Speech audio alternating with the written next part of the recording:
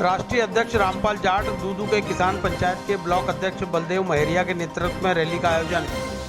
W Goswami, संवाददाता, जयपुर से report.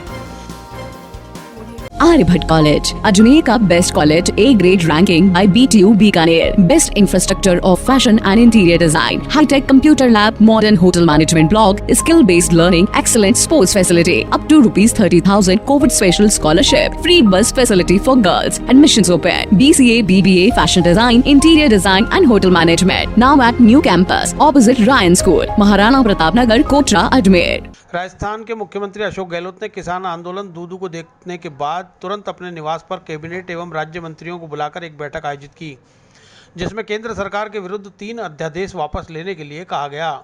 राष्ट्रीय अध्यक्ष रामपाल जाट, दूदू के किसान पंचायत के ब्लॉक अध्यक्ष बलदेव महरिया ने संवाददाता डब्ल्यू गोस्वामी को माला पहनाकर स्वागत किया। बताया कि केंद्र सरकार जो भी कानून बनाएगी किसानों के फायदे के लिए, उसका दूदू ही केंद्र होगा। दूदू में आज राष्ट्रीय अध्यक्ष रामपाल जाट के नेतृत्व में किसान पंचायत के दूदू तहसील ब्लॉक अध्यक्ष बलदेव महरिया की अगुवाई में नंदलाल मीणा के सहयोग से जालूराम डोररिया, फुलेरा विधानसभा किसान महापंचायत के अध्यक्ष मुसद्दी लाल यादव, तिजारा से पिंटू यादव, युवा महामंत्री पंचायत कुंदन कुमार मीणा दूदू, रामगोपाल लक्ष्मी नारायण मीणा पहलादपुरी दूदू, अलवर किसान महापंचायत के उपाध्यक्ष अपनी टीम को लेकर दूदू किसान महापंचायत के आंदोलन में शरीक हुए। किसान पंचायत की रैली को देखते हुए मुख्यमंत्री अशोक गहलोत ने अपने निवास पर किसानों के बारे में अध्यादेश को वापस लेने के लिए एक मीटिंग रखी। इस मीटिंग में किसानों के लिए आदेश वापस लेने के लिए केंद्र सरकार को मजबूर करने का निर्णय लिया गया।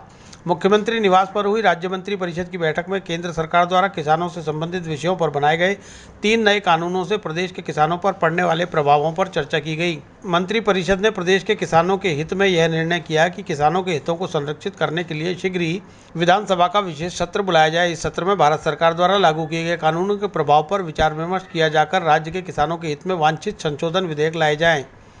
राज्य मंत्री परिषद ने फसलों की न्यूनतम समर्थन मूल्य पर खरीद की अनिवार्यता पर जोर दिया। साथ ही व्यापारियों द्वारा किसानों की फसल खरीद के प्रकरण में विवाद होने की स्थिति में उसके निपटारे के लिए सिविल कोर्ट के अधिकारों को बहाल रखने पर भी चर्चा की। मंत्री परिषद का मत है कि राजस्थान में ऐसे प्रकरणों में फसल खरीद के विवादों के मंडी समिति या सिविल कोर्ट के माध्यम से निपटारे की व्यवस्था पूर्ववत ही रहने चाहिए।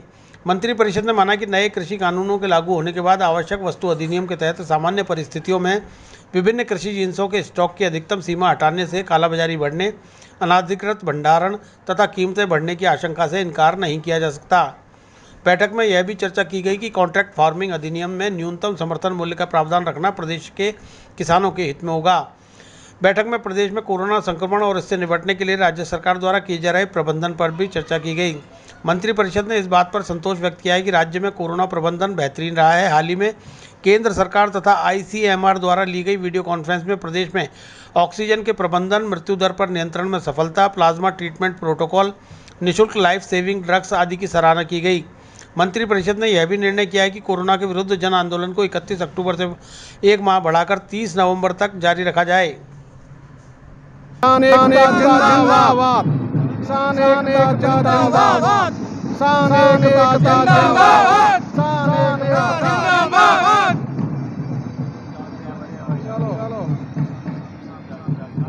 नहीं लड़ रहे, इसलिए हम सोचते हैं आत्रा जी को इसलिए हम याद करते हैं कि आत्रा जी आप सारे मित्रों के साथ आओ और अच्छा लगेगा।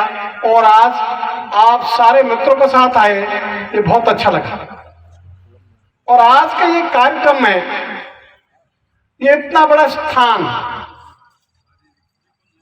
जिन्होंने उत्साहपूर्वक निःशुल्क उपलब्ध कराया और कहा कि टेंट का पैसा भी आप नहीं दोगे, वो भी मैं दूंगा। और इतना ही नहीं है जी, और चाय भी, सही बात, सारी व्यवस्था इनकी, चाय हो कुर्सी हो, ये सारी व्यवस्था उन्होंने की हमेशा के लिए। अच्छा, ये भी हमेशा के लिए कर दी। वाह मीणा साहब, इसलिए मैं शापा आपके लिए रखा हुआ था। हमारे खंडार का, हमारी खंडार की टीम आई है, वो लेकर आई है और अपने एक ही काम कर रहे हैं, जो है ना पगड़ी पलटा यार, उसकी यारी खत्म नहीं होती। Very good. बना बताए शापा आपके लिए मैंने रखा है। नंदी माड़ा तो बहुत छोटी है, माड़ाओं से रिश्ते नहीं बढ़ते, रिश्ते बनते हैं शाफे से पगड़ी से। तो उस समय भी आप बीच में आग्रह कर रहे थे और मैं कह रहा था ठहर जाओ, हम इनको ऐसे ऊर्जावान, धन तो बहुत के पास होगा, बहुतों के पास होगा, मैं नहीं कहता कि इनके पास ही, मन भी तो चाहिए। तो जो धन खुद के ही काम आवे वो धन किस काम का? तो आपने अपना धन परोपकार में लगाने के लिए जो मन बनाया है, ये कम बात है क्या? राम गोपाल जी, नेकारी जी, आप मां क्यों जा बैठे? चलो कोई बात नहीं। अब मैं सबसे पहले तो ये शाफा इनको बनाना, बोलो पूरे बच्चे। गांव कौन सा? हाँ, सुरसिंहपुरा में जाके आया हूं वहां कुंदन जी। कोई गांव ऐसा नहीं यहाँ का जिस गांव में मैं नहीं गया। इसलिए ये केवल यारी का प्रतीक, ये मित्रता का प्रतीक है और मित्रता भी परोपकार की। तो ये मैं आपको कहना चाहूंगा, हमारे खंडार वालों का लाए हो शाप। जोरदार ताली सर।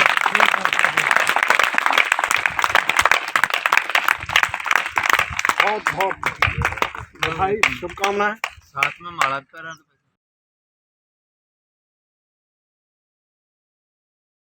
एक बार अरे बस बस, थैंक यू थैंक यू। अभी तो अभी बैठेंगे अपन, 1 मिनट बताओ।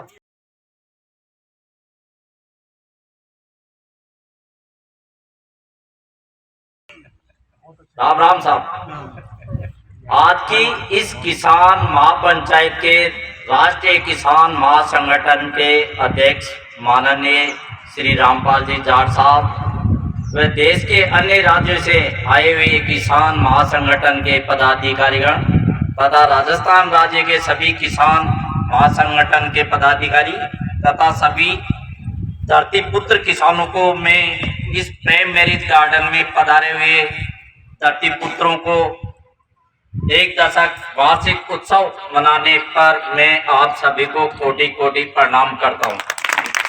और आगे भी किसान हित में महासंगठन का दूतों में कोई भी आयोजन रखा जाएगा तो मैं घोषणा करता हूं कि किसान महापंचायत के लिए ये गार्डन आप लोगों के लिए हमेशा निःशुल्क मेरी ओर से दिया जाएगा। राम राम का धन्यवाद।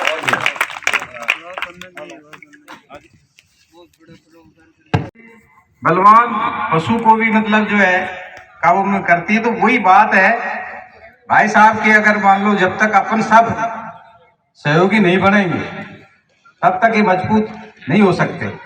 और उस मजबूती के लिए मेरा भी ये मिशन शुरू से था। मैंने 3 सर्विस अवॉइड करके बचपन से आज तक, वैसे मैं मेरा परिचय दे दूं, अलवर से बिलोंग करता हूं, तहसील बानसूर, मलवास माजरा गांव है, मुसद्दीलाल यादव किसान घर से मेरा जन्म है। और मैं चौधरी चरण सिंह का भी अनुयायी रहा हूं। 4 बार मैं अलवर में उनको लेकर आया और उनके गुजरने के बाद जब मैं ये सोच करता रहा कि भाई अब मैं किसानों की सेवा कैसे करूं, तो जब उनके लड़के ने लोकदल चलाया, लोकदल में भी रहा, मैं जनता दल में भी रहा। जनता दल मेरे साथ कई साथी थे, जगमाल सिंह जो यातायात मंत्री, जगत सिंह दाईमा, महिपाल सिंह विधायक जैसे, और दूधू और आसपास के क्षेत्र से पधारे हुए सभी किसान महानुभाव।